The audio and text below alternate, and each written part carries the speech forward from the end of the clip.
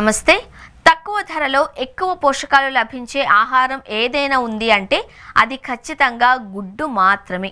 అందుకే రోజు ఒక గుడ్డు తినడం ఆరోగ్యానికి మంచిది అని వైద్యులు చెబుతూ ఉంటారు. అయితే గుడ్లు తినడం వల్ల కొలెస్ట్రాల్ పెరుగుతుంది అని, గుండె జబ్బులు వస్తాయని చాలామంది భయపడుతూ ఉంటారు. ఈ నేపథ్యంలో గుడ్లను ఎలా తింటే సంపూర్ణ ఆరోగ్యం లభిస్తుందో ఇప్పుడు చూద్దాం. గుడ్డు పోషకాల గని. గుడ్డులో ప్రోటీన్లు, సెలీనియం, కాలిన్, విటమిన్ B12, AD వంటి అత్యవసర పోషకాలు ఉంటాయి. ఇవి మెదడును చురుగ్గా ఉంచడానికి, రోగ నిరోధక శక్తిని పెంచడానికి, కండరాల దృఢత్వానికి ఎంతో తోడ్పడతాయి. గుడ్లు తినేటప్పుడు చేయాల్సినవి: చాలామంది పచ్చసొన తీసేసి కేవలం తెల్లసొన మాత్రమే తింటారు. కానీ పచ్చసొనలో కళ్లకు, మెదడుకు మేలు చేసే యాంటీ ఆక్సిడెంట్లు, విటమిన్ D, ఆరోగ్యకరమైన కొవ్వులు ఉంటాయి. అందుకే మొత్తం గుడ్డు తినడం శ్రేయస్కరం. గుడ్లను నూనెలో వేయించడం కంటే ఉడకబెట్టి తినడం చాలా మంచిది.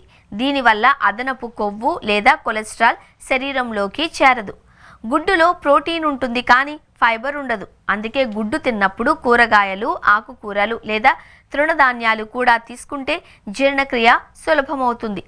గుడ్లను ఎల్లప్పుడూ ఫ్రిడ్జ్లో లేదా కార్టన్ బాక్సులలో భద్రపరచాలి.